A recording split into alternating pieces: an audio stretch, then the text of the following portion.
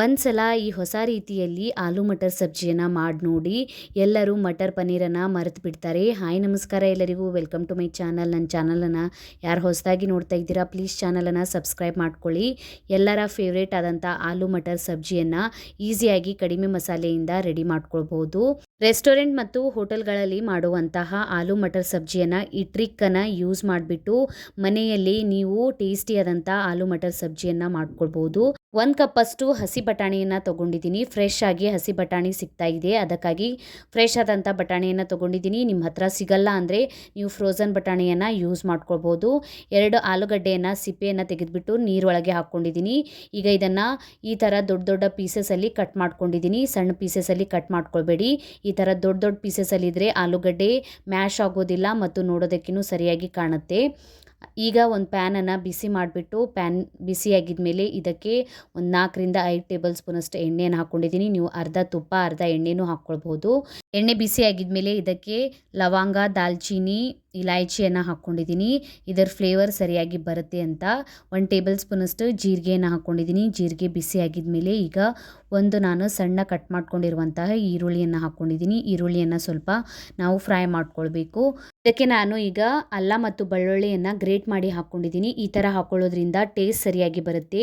ನೀವು ಪೇಸ್ಟ್ನೂ ಹಾಕ್ಕೊಳ್ಬೋದು, ಆದರೆ ಈ ಥರ ಹಾಕ್ಕೊಳ್ಳಿ, ಟೇಸ್ಟ್ ಸರಿಯಾಗಿ ಬರುತ್ತೆ. ಗ್ರೇವಿಗೆ ನಾವು ಸರಿಯಾಗಿ ಫ್ರೈ ಮಾಡ್ಕೊಳ್ಬೇಕು. ಈಗ ನಾನು ಮಸಾಲೆಯನ್ನು ರೆಡಿ ಮಾಡ್ಕೊತಾ ಇದ್ದೀನಿ. 1 ಟೇಬಲ್ ಸ್ಪೂನಷ್ಟು ಖಾರದ ಪುಡಿಯನ್ನು ತೊಗೊಂಡಿದ್ದೀನಿ. 2 ಟೇಬಲ್ ಸ್ಪೂನಷ್ಟು ಧನಿಯಾ ಪೌಡರನ್ನು ತೊಗೊಂಡಿದ್ದೀನಿ. ಅರ್ಧ ಟೇಬಲ್ ಸ್ಪೂನಷ್ಟು ಅರಿಶಿಣದ ಪುಡಿಯನ್ನು ತೊಗೊಂಡಿದ್ದೀನಿ. 1 ಟೇಬಲ್ ಸ್ಪೂನಷ್ಟು ನಾನಿಲ್ಲಿ ಕಡಲೆ ಹಿಟ್ಟನ್ನು ತೊಗೋತಾ ಇದ್ದೀನಿ. 1 ಸ್ಪೂನ್ ಕಡಲೆ ಹಿಟ್ಟು ಸಾಕು. ಕಡಲೆ ಹಿಟ್ಟು ಹಾಕ್ಕೊಳ್ಳೋದ್ರಿಂದ ಕರಿಗೆ ಸರಿಯಾಗಿ ಟೆಕ್ಸ್ಚರ್ ಬರುತ್ತೆ. ಇದಕ್ಕೆ ನೀವು ಕಾಜು ಮತ್ತು ಫ್ರೆಶ್ ಕ್ರೀಮ್ ಹಾಕೋದು ಏನೂ ಬೇಕಾಗೋದಿಲ್ಲ. ಹೋಟೆಲ್ ಮತ್ತು ಧಾಬಾಗಳಲ್ಲಿ ಈ ಟ್ರಿಕ್ಕನ್ನು ಯೂಸ್ ಮಾಡಿಬಿಟ್ಟು ಕರಿಗಳನ್ನು ಮಾಡ್ತಾರೆ, ಅದಕ್ಕಾಗಿ ಟೇಸ್ಟಿಯಾದಂಥ ಕರಿ ರೆಡಿ ಆಗುತ್ತೆ. ಈಗ ನೋಡಿ ಗೋಲ್ಡನ್ ಬ್ರೌನ್ ಕಲರಿಗೆ ಬಂದಿದೆ ಈರುಳ್ಳಿ ಮತ್ತು ಅಲ್ಲ ಬೆಳ್ಳುಳ್ಳಿ ಪೇಸ್ಟ್. ಈಗ ಸರಿಯಾಗಿ ಫ್ರೈ ಆಗಿದ್ಮೇಲೆ ನಾವು ರೆಡಿ ಮಾಡ್ಕೊಂಡಿರುವಂಥ ಮಸಾಲೆಯನ್ನು ಹಾಕ್ಕೊಳ್ಬೇಕು. ಮಸಾಲೆಯನ್ನು ಹಾಕ್ಕೊಳ್ಳುವಾಗ ಗ್ಯಾಸ್ ಫ್ಲೇಮನ್ನು ಕಡಿಮೆ ಇಟ್ಬಿಟ್ಟು ಹಾಕ್ಕೊಂಡ್ಬಿಟ್ಟು ಕಡಲೆ ಹಿಟ್ಟನ್ನು ಹಾಕ್ಕೊಂಡಿದ್ದೀವಲ್ಲ ಅದನ್ನು ಸರಿಯಾಗಿ ಫ್ರೈ ಆಗುತ್ತೆ. ಸರಿಯಾಗಿ ಫ್ರೈ ಮಾಡ್ಕೊಂಡ್ಬಿಟ್ಟು ಮಸಾಲೆ ಏನಾದರೂ ಸುಡ್ತಾ ಇದೆ ಅಂದರೆ ನೀವು ಇದಕ್ಕೆ 1-2 ಟೇಬಲ್ ಸ್ಪೂನ್ ಅಷ್ಟೇ ನೀರನ್ನು ಹಾಕ್ಕೊಳ್ಬೇಕು. ಜಾಸ್ತಿ ನೀರನ್ನು ಹಾಕ್ಕೊಳ್ಬೇಡಿ. 2-3 ಟೇಬಲ್ ಸ್ಪೂನ್ ಅಷ್ಟೇ ನೀರನ್ನು ಹಾಕ್ಕೊಂಡ್ಬಿಟ್ಟು ಇದನ್ನು ಸರಿಯಾಗಿ ಮಿಕ್ಸ್ ಮಾಡ್ಕೊಳ್ಬೇಕು. ಈ ಥರ ಮಾಡೋದ್ರಿಂದ ಮಸಾಲೆ ಸುಟ್ಟು ಹೋಗೋದಿಲ್ಲ. ಮಸಾಲೆ ಈಗ ಸರಿಯಾಗಿ ಎಣ್ಣೆ ಬಿಟ್ಬಿಟ್ಟಿದೆ. ಈಗ ಇದಕ್ಕೆ ನಾನು ಒಂದು ಮೀಡಿಯಮ್ ಸೈಜ್ ಟೊಮ್ಯಾಟೊ ಹಣ್ಣಿನ ಪ್ಯೂರಿಯನ್ನು ಮಾಡ್ಕೊಂಡಿದ್ದೀನಿ. 2 ಹಸಿಮೆಣಸಿನ್ಕಾಯಿಯನ್ನು ಸಣ್ಣ ಕಟ್ ಮಾಡಿ ಹಾಕ್ಕೊಂಡಿದ್ದೀನಿ. ಕೊತ್ತಂಬರಿ ಸೊಪ್ಪನ್ನು ಹೀಗೆ ಹಾಕ್ಕೊಳ್ಳಿ, ಟೇಸ್ಟ್ ಸರಿಯಾಗಿ ಬರುತ್ತೆ.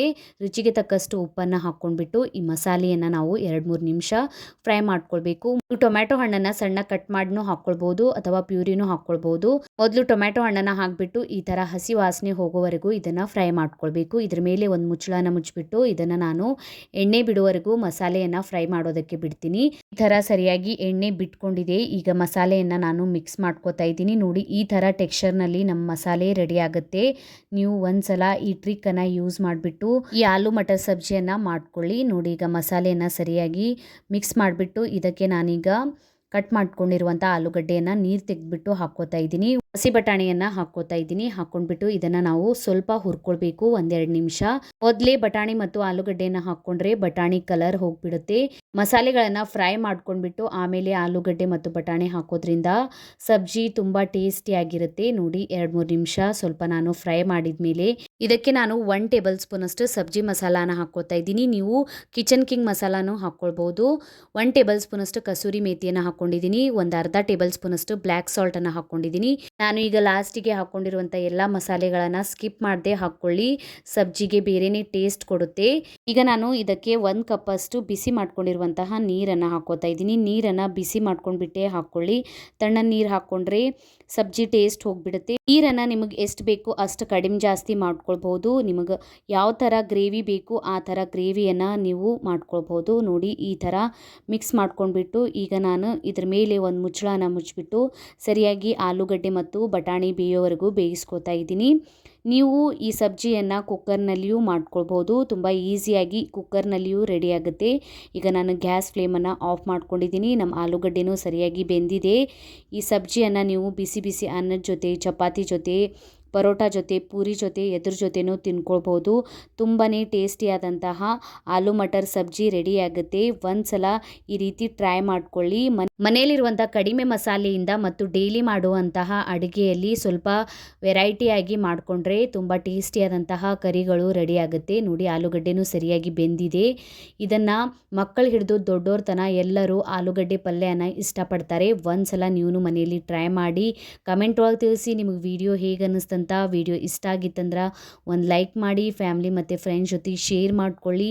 ಇದೇ ರೀತಿಯ ವೀಡಿಯೋಸನ್ನು ನೋಡೋಕ್ಕೆ ಚಾನಲನ್ನು ಪ್ಲೀಸ್ ಸಬ್ಸ್ಕ್ರೈಬ್ ಮಾಡ್ಕೊಳ್ಳಿ, ಬೆಲ್ ಐಕನನ್ನು ಪ್ರೆಸ್ ಮಾಡ್ಕೊಳ್ಳಿ. ನಾನು ಹಾಕಿದ ವೀಡಿಯೋಸ್ ನೋಟಿಫಿಕೇಷನ್ ನಿಮಗೆ ಸಿಗುತ್ತೆ.